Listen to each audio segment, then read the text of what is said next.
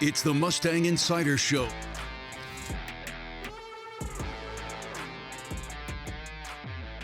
Welcome to another edition of the Mustang Insider Podcast. I'm Chris Sylvester. Glad you're with us.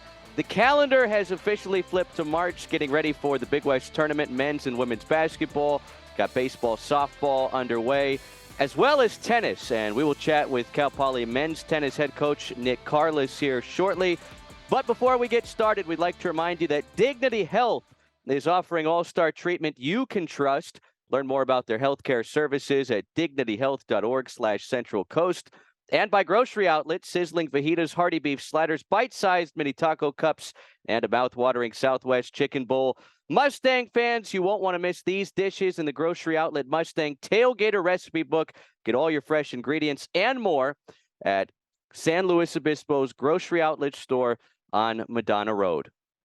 All right, Coach Carless joining us here on Mustang Insider with the men's tennis season on campus and elsewhere around college athletics underway. Coach, thanks for taking some time out of your busy schedule. I know we've had some rare rain. I don't know if it's rare at this point. I mean, we've gotten so much of it in San Luis Obispo this winter, but it wiped out your scheduled match last weekend against a ranked Oregon squad. But you guys, in the midst of this home-heavy stretch, have a few more on the docket before you head back out on the road. What do you make of the first 7 matches that you've seen from this team this season?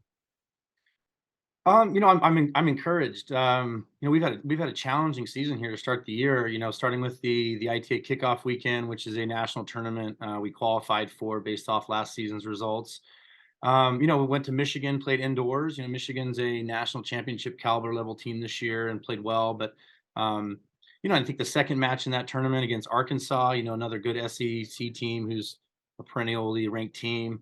And then we had 2 tough matches, at BYU and Utah. Again, going and playing indoors, and especially in Utah where there's elevation, the tennis is different. It's faster. In men's tennis, at least, it's a lot more about the serve, a lot less rallies, kind of a lot more about who's aggressive and feeling it that day. And, outdoor tennis is can be a lot more of a war of attrition, longer rallies, defense, resetting points. Like you said, it's been raining here a lot lately, but in outdoor conditions, if there's wind or it's sunny, it's a different ball game. So, I don't know that I can evaluate my current team this early in the season yet, just because we haven't played enough outdoor tennis. But, I'm excited for these next 2 weeks because we're going to get to do that. You kind of look at how the schedule is shaken out so far, Coach. I mean, you guys were tested right out of the gate in the opener against 4th-ranked Michigan. Then you saw Arkansas. You picked up a nice win on the road at BYU. You played a Utah team that's going to be a factor this year in the Pac-12. You've already seen programs like San Francisco, Grand Canyon, Boise State at home, and there's some tough competition ahead before the Big West schedule starts here at the end of March with a trip up to UC Davis. Among all the non-conference schedules you've put together, do you feel like this is one of the tougher slates that you've had in your time at Cal Poly? Yeah, it is. It's up there, and I kind of, I knew that. I mean, at least in our sport, scheduling is done sometimes 2 years in advance. And so we have a team a roster now who benefited a little bit from the pandemic year now, where that season was canceled. A lot of these guys were freshmen, sophomores. And so I knew that we were going to have a group that had some experience and had quite a bit of college dual matches underneath their collective belts. So yeah, knowing that, I tried to put together a relatively tough slate. And I think, as always, the tougher your non-conference schedule is, the more it's going to prepare you for the Big West. And at the end of the day, that's our ultimate goal.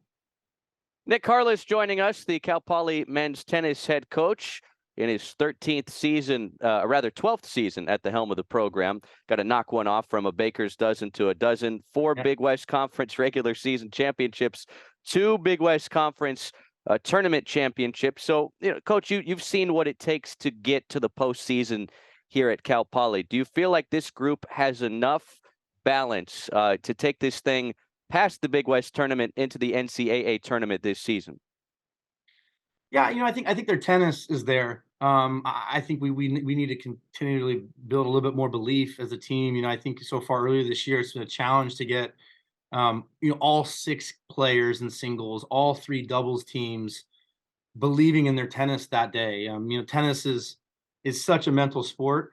I look at our players, and they're, in terms of how they hit the ball, um, just as good as any roster we've ever had here. But that's such a small component of what we're trying to do. And I think right now we're trying to continue to build that collective belief, that ability to go out and trust that your aggressive tennis on that day is going to be better than your opponent's aggressive tennis, or your opponent's best defense. And so, tennis wise and athletically, physically, in terms of our fitness, yes. But I think we still got a lot to prove to ourselves in terms of like how strong mentally we can be to be able to, win a match against Boise State, the 4-3, to be playing our best tennis in March, and then to be playing our best tennis, um, down at the end of the year in April in the conference tournament, and through the conference regular season. So, I just think we've got to continue to find a way to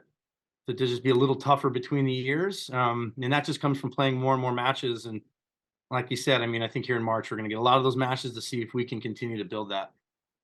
Hey, for me, there's no talking about your program without talking about Noah Berry. I remember a few years ago when you were able to get his commitment, 5-star recruit out of Houston, and you were really excited about what he could do right off the bat. Sure enough, a couple seasons ago, he was the Big West Freshman of the Year, first team All-Conference, does it again last season.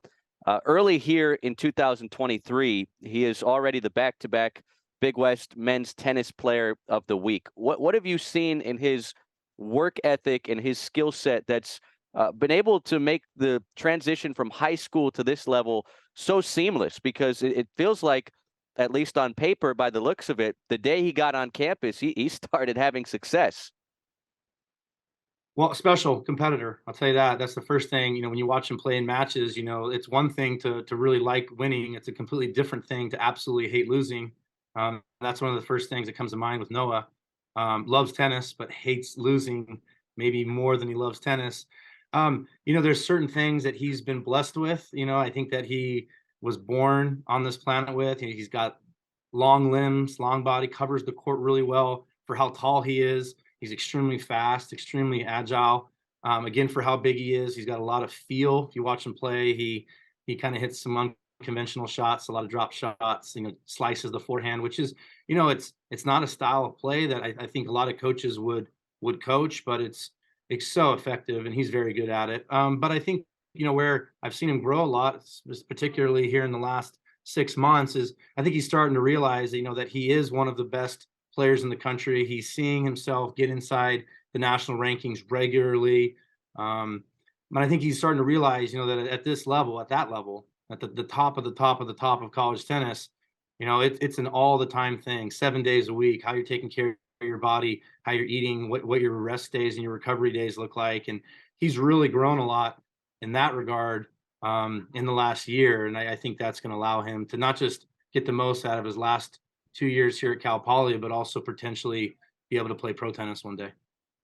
Nick Carless, our guest on the Mustang Insider. Cal Poly men's tennis returns to action this weekend. It's 2 matches in 2 days. Saturday, Santa Clara in town. Then on Sunday, 11 a.m. start time in Nevada.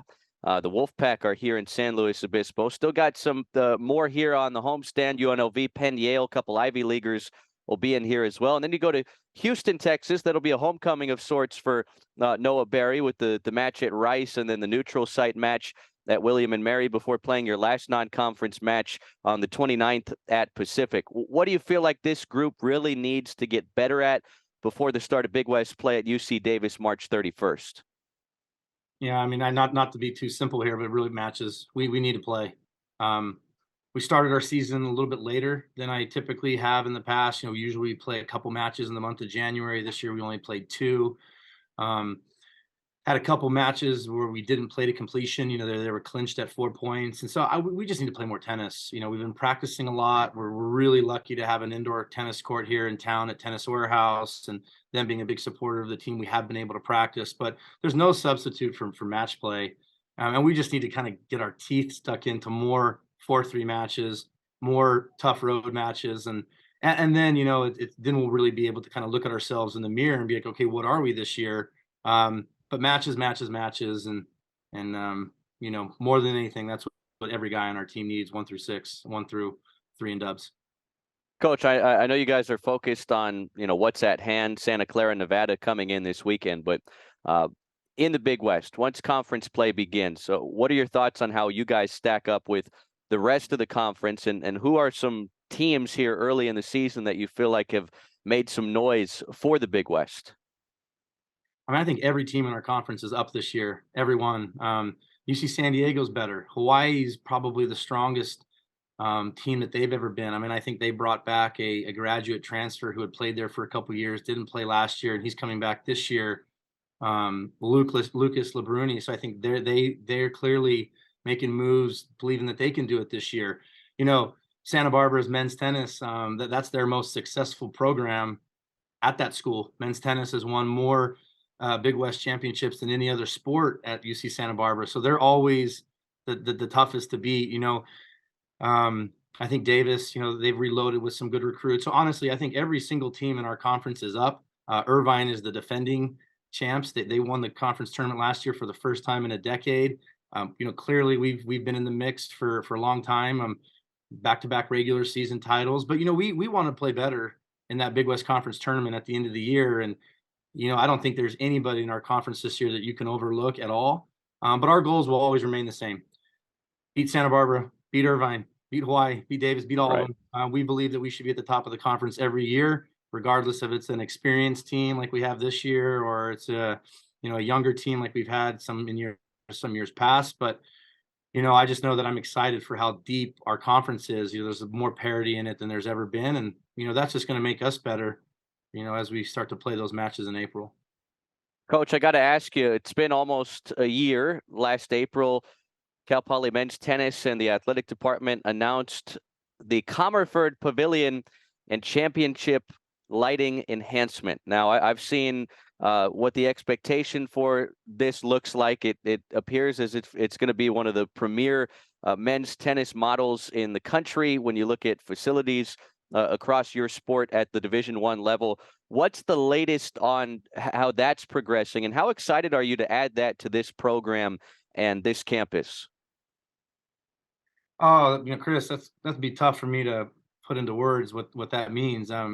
Well, yeah, first of all, the facility, the groundbreaking ceremony was last weekend, or actually 2 weekends ago now, and construction has begun. You can see daily work going on by the architects and by the company that the school is contracted out to build it.